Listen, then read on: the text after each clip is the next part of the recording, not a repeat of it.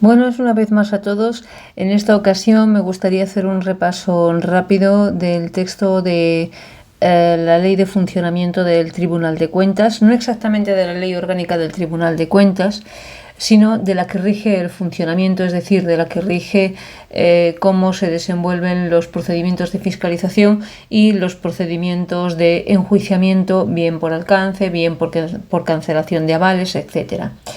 Sé que son o no son, por decirlo así, muchos temas en el temario, pero me da la impresión, por la experiencia durante los años en los que yo me presentaba a los exámenes y ahora pues por compañeros y tal, que es un tema que se toca poco. ¿Por qué?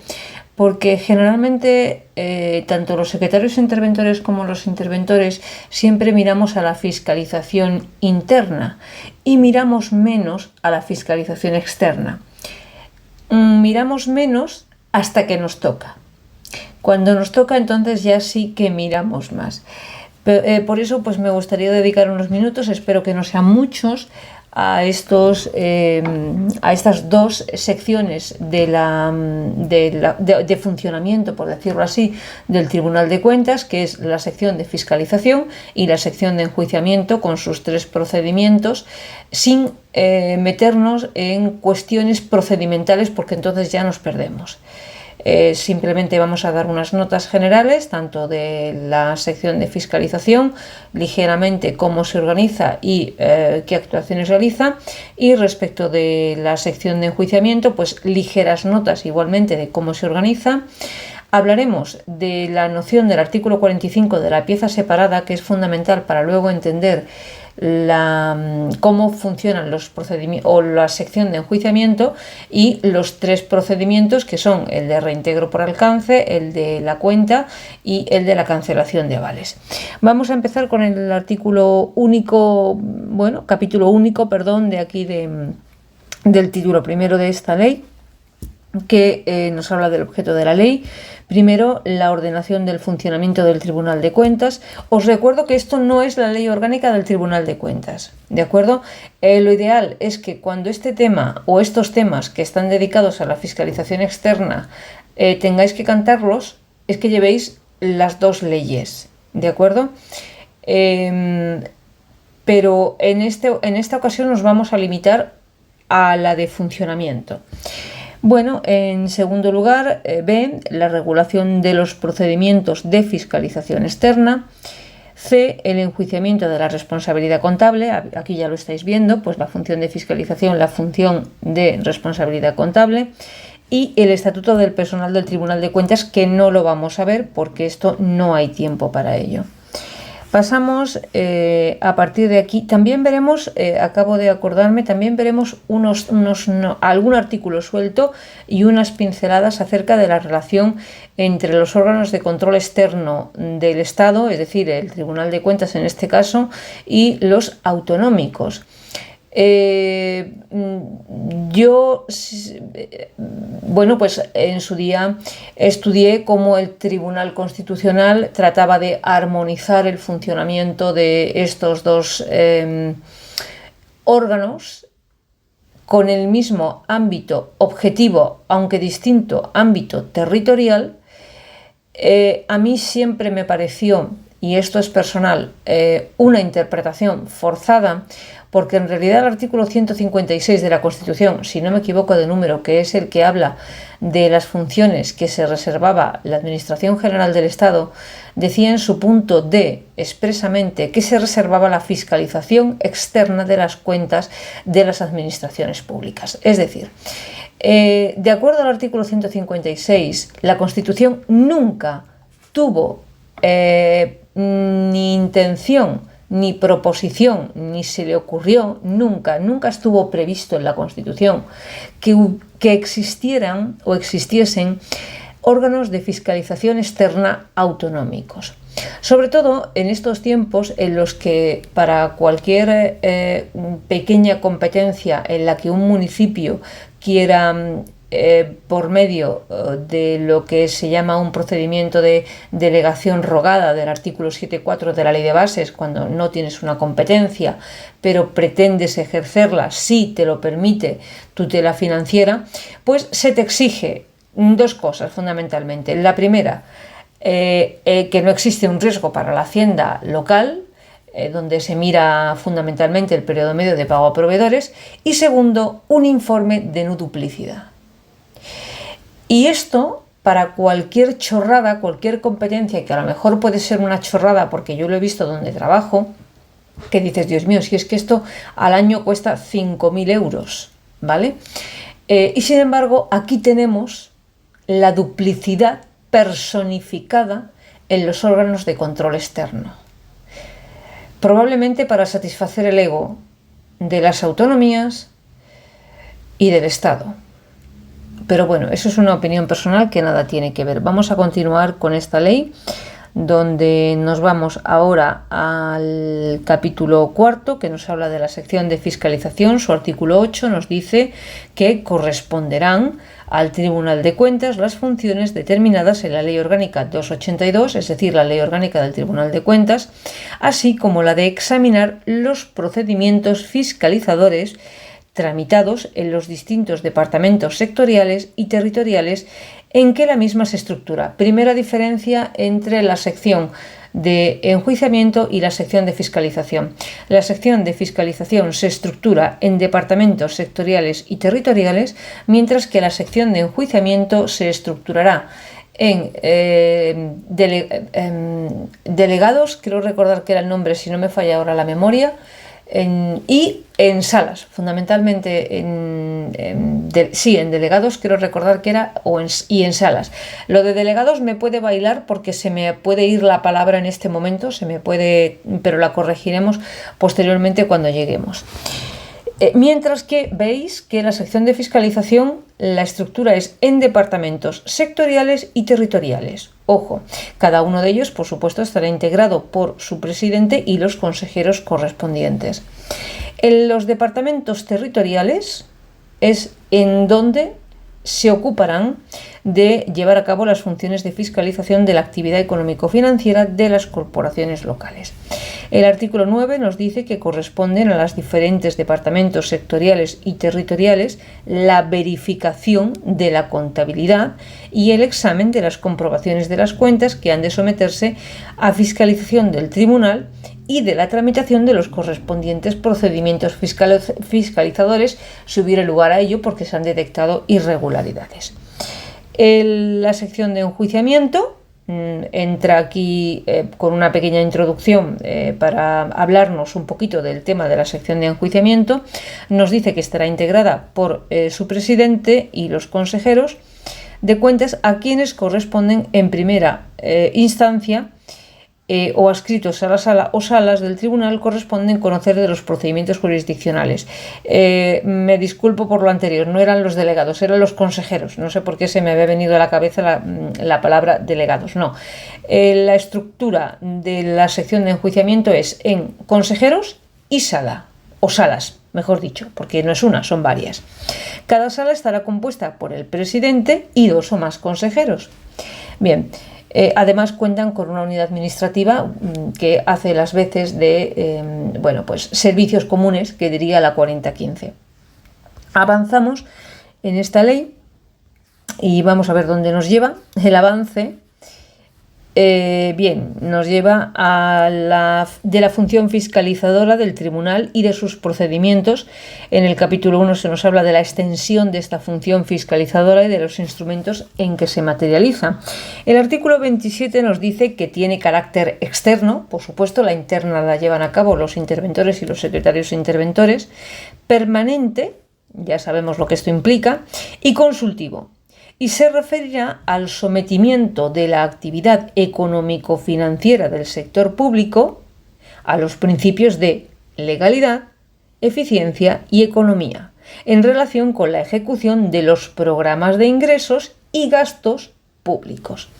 Cuando la fiscalización externa se realice por los órganos de las comunidades autónomas, aquí tenemos ya la primera la primera cuña que nos meten de los órganos autonómicos en el ámbito de sus respectivas competencias. Y ojo con lo de las competencias, porque sí que es verdad que en los estatutos de autonomía es necesario que exista un reconocimiento de esta competencia, pese a que el 156 nunca previó la existencia de estos órganos, nunca tuvo en mente la Constitución que estos órganos existieran.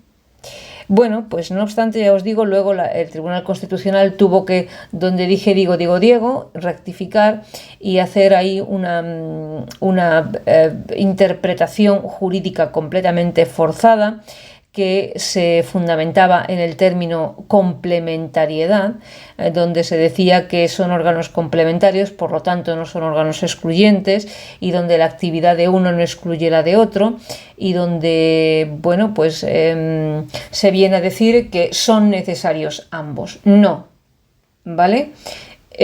No duplicidad, pues no duplicidad para nada. Esto es, bueno, vamos a dejarlo.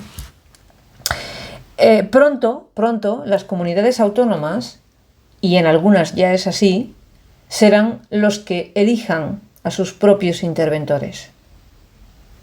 ¿Vale? Esto es, el presente es este, el futuro es lo que os estoy diciendo. Y ya no es futuro. Hay lugares donde ya es la propia comunidad autónoma quien elige y designa a sus interventores. Bien, con la fiscalización externa que se realice por los órganos de las comunidades autónomas en el ámbito de sus competencias, o cuando se realice esta fiscalización, el Tribunal de Cuentas informará a las Cortes, no sé muy bien para qué, partiendo de dichas actuaciones y de las ampliaciones que tuviere a bien interesar. Ya se cuidará mucho el Tribunal de Cuentas de realizar ampliaciones a ninguna comunidad autónoma, porque luego enseguida empiezan las comunidades autónomas a plantear recursos de inconstitucionalidad por injerencia competencial. Seguimos adelante, que conste que yo no tengo nada en contra de el sistema tal como el Tribunal Constitucional dice, de la organización autonómica a la que tuvo que ponerle nombre, porque no existía ningún término, ni federalismo, ni nada parecido. Es el sistema de las autonomías, o le llama el Tribunal Constitucional, viene a llamar el modelo autonómico, ¿no? El modelo de las autonomías, porque no había ningún término para definir exactamente la organización territorial que se da en España. No es federal, no es todo lo contrario, no me sale ahora el término, no es estatalista, es decir, no es único o unificador en el sentido en el que no hay desconcentración, pero como no había manera de llamar al CRIO, pues al CRIO se le puso Estado de las Autonomías, y así se quedó el CRIO con el nombre. De las relaciones del Tribunal de Cuentas con los órganos de control externo de las comunidades autónomas. ¿Veis? Os saco otro articulillo aquí para que tengáis un poquito de referencia, porque esto es un epígrafe de uno de los temas que, si os toca cantarlo, pues en fin. Los órganos de control externo de las autonomías coordinarán su actividad con la del Tribunal de Cuentas mediante el establecimiento de criterios y técnicas comunes de fiscalización que garanticen la mayor eficacia en los resultados y eviten duplicidad. O sea, tenemos a dos órganos iguales y me están hablando de evitar duplicidades. Y luego a mí me obligan a pedir un informe a tutela financiera para solicitar ejercer una competencia de delegación rogada de las del 7.4 para gastar 5.000 euros, que no es nada. Bien, seguimos. Ahora creo que ya vamos a pasar efectivamente a los procedimientos mediante los que se ejerce la función fiscalizadora del tribunal. Tampoco plantea demasiada dificultad: el examen y comprobación de las cuentas de la cuenta general del Estado, el examen y comprobación de las cuentas generales y parciales de todas las entidades y organismos integrantes del sector público, el examen de aquellos expedientes que se refieran a los contratos celebrados por la Administración del Estado y el resto del sector público, el examen de los expedientes sobre créditos extraordinarios y suplementarios, ¿de acuerdo? Para controlar exactamente qué ha pasado con estas modificaciones de crédito y cualesquiera otra que resulten adecuados al cumplimiento de su función. Llegamos ahora, si no me equivoco, ya efectivamente al artículo 45, que era el de la pieza separada. Este artículo, el 45, el 46 y el 47 y el 48 parecen, a mí la primera vez que los estudié me parecieron una isla en mitad de la nada, pero después tendrán su explicación cuando lleguemos a los procedimientos de enjuiciamiento, a los 3 procedimientos de enjuiciamiento. Se nos dice aquí de las actuaciones previas a la exigencia de responsabilidad contable. El artículo 45 nos dice que una vez concluido el examen y la comprobación de cualquier cuenta, ¿de acuerdo?, o de los procedimientos de fiscalización, si se apreciaren hechos que pudieran ser no constitutivos de alcance. Después veremos la diferencia entre el alcance y la malversación. Fundamentalmente el alcance trata o se dedica al control de aquellos supuestos en los que aparentemente la información contable del dinero se ha perdido, mientras que la malversación es cuando directamente la pasta se ha perdido. ¿Vale? Puede ser, en los supuestos por alcance, es aquellos supuestos en los que hay una falta de información contable o hay una deficiencia en la información contable acerca de determinados caudales públicos respecto de aquellas personas que tenían el deber de ser responsables de estos caudales, tengan o no la consideración de cuentadantes del Tribunal de Cuentas, mientras que la malversación directamente es cuando la pasta ya ha desaparecido. Bien, bueno, pues en los supuestos que no sean de alcance de caudales públicos o efectos públicos, ya se dice que una vez concluidos los procedimientos, si aparecieren hechos que no fueren constitutivos de alcance, pero que pudieran dar lugar a otro tipo de responsabilidad contable, el consejero de cuentas, recordad que la organización de la sección de enjuiciamiento va en consejeros y salas, el consejero de cuentas acordará la formación de una pieza separada, con la finalidad de concretar los hechos de los posibles responsables, tanto directos como subsidiarios, el importe, etcétera, etcétera. El artículo 46 se mueve en un plano parecido, pero cuando los hechos pudieran ser constitutivos de alcance. En este caso también se forma una pieza separada, se pasarán a la sección de enjuiciamiento a efectos de que proponga a la Comisión de Gobierno si procediere el nombramiento de delegado instructor en los términos prevenidos en la Ley Orgánica de la 282. Pues lo de delegado no iba yo muy mal encaminada. Lo que ocurre es que se me había mezclado por un momento la Ley Orgánica del Tribunal de Cuentas y esta de funcionamiento. Recibidos los antecedentes en la sección de enjuiciamiento y turnado el asunto entre los consejeros, cuando los hechos no revistieren los caracteres, la característica o los caracteres de alcance, o cuando no fuere éste individualizado con referencia a las cuentas determinadas o a concretos actos de administración, custodia o manejo de caudales públicos, podrá el consejero decretar el archivo de actuaciones. El artículo 47 se centra en el procedimiento de alcance y nos dice que, hecho el nombramiento ya del delegado instructor, porque ya ha habido evidencias de que hay alcance, hecho el nombramiento del delegado instructor, porque quien instruye es el delegado, ¿de acuerdo? Las salas son las que conocen, pero instruyen los delegados. Se practicarán las siguientes actuaciones. Bueno, pues esto ya es procedimental: nombramiento del secretario, reclamación de las diligencias, prácticas de aquellas diligencias que se estimen pertinentes y que no se hubieran realizado hasta el momento, pase del tanto de culpa a los tribunales ordinarios, porque pudiera haber alcance y pudiera, si se sigue investigando, llegarse a la conclusión de que ha habido malversación. ¿De acuerdo? liquidación provisional del alcance y embargo de los bienes que resultaren pertinentes para asegurar la ejecución de la sentencia o la resolución que pudiera resultar del procedimiento por alcance.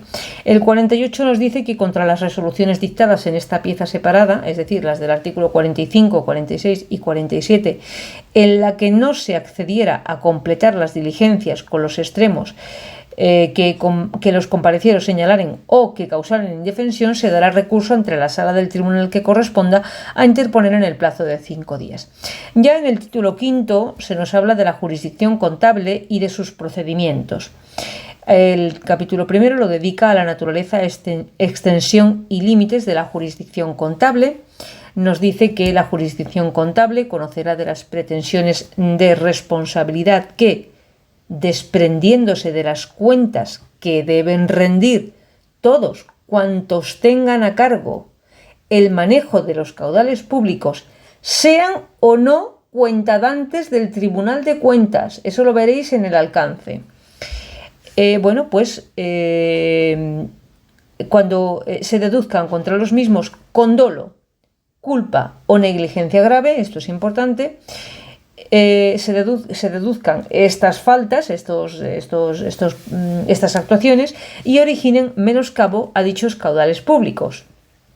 No sé cómo es posible que la malversación no genere o no produzca menoscabo en los caudales públicos.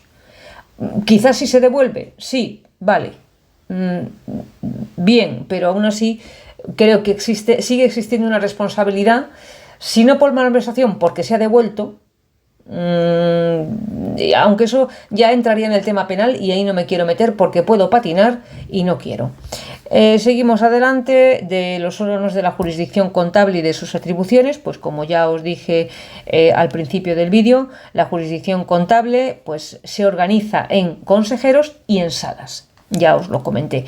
Generalmente los consejeros instruyen, generalmente las salas conocen.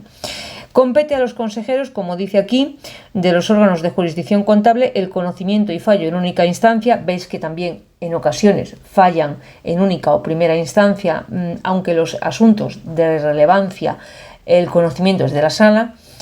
En única instancia los expedientes de cancelación de fianzas en que no se hubiera deducido pretensiones de responsabilidad contable y en primera instancia de los juicios de cuentas, de los procedimientos de reintegro por alcance y de los restantes procedimientos de cancelación de fianzas. Veis, siempre queda para los consejeros la primera instancia, o sea, la instrucción y la primera instancia cuando no existe una complejidad excesiva. Sobre todo en los expedientes de fianzas, si no hay problemas, suelen ser sencillos.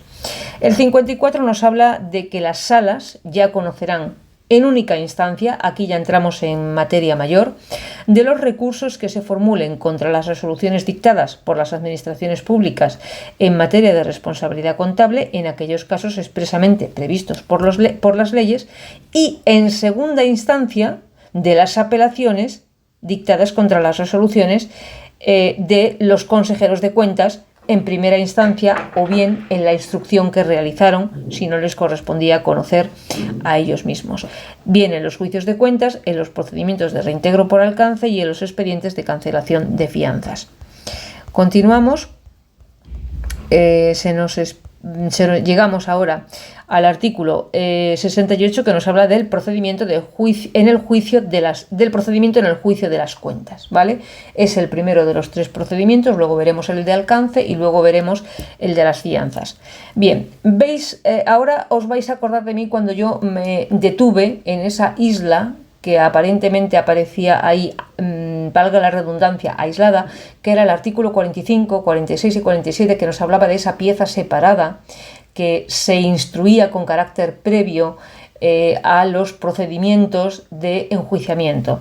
Se dice en el artículo 68, recibida la pieza separada del artículo 45, el consejero, veis, porque es quien instruye, de cuentas a quien le hubiere correspondido o la sala, claro, si le corresponde a la sala es la sala del tribunal, en su caso acordará al siguiente día hábil y con la finalidad de que los legalmente habilitados para el mantenimiento u oposición a la pretensión de responsabilidad contable pudieran comparecer en los autos preparándose en forma dentro del plazo de 9 días, repito, acordará el anuncio mediante dictos el consejero o la sala, de acuerdo en función de quién es el competente. Lo que se acordará es el anuncio mediante dictos de los hechos supuestamente motivadores de responsabilidad contable. Esto lo provoca la recepción de la pieza separada. Por eso yo me detuve antes en la pieza separada. Yo al principio no lo hacía. Consideraba que eran artículos que no pintaban ahí mucho, hasta que me di cuenta que es que si no, no puedes desarrollar adecuadamente los procedimientos de enjuiciamiento contable.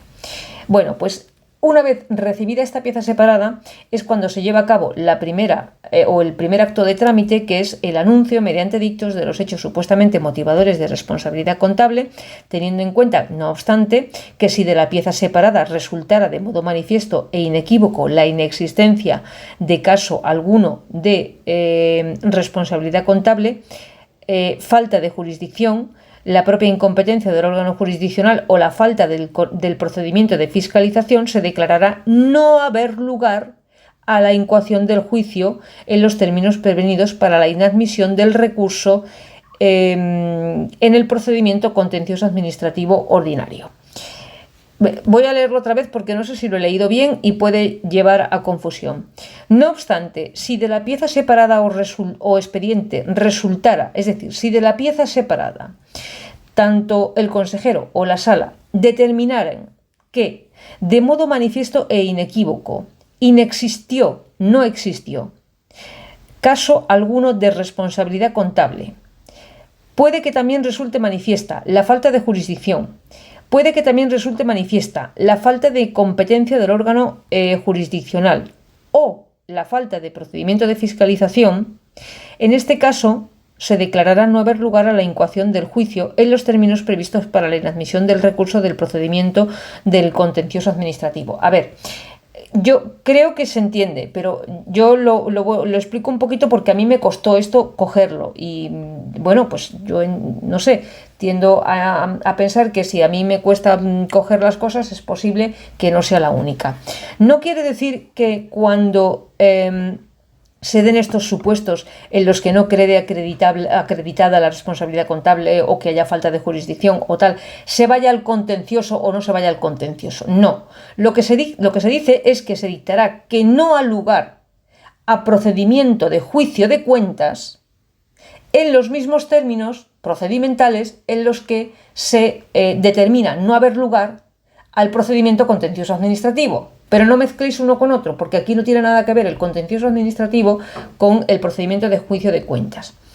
Vamos al siguiente artículo, que es el 70, que se dice que presentada la demanda, esto ya son cuestiones procedimentales, donde os extendéis lo que podáis, lo que vuestra cabeza os dé, que la mía es bien poco.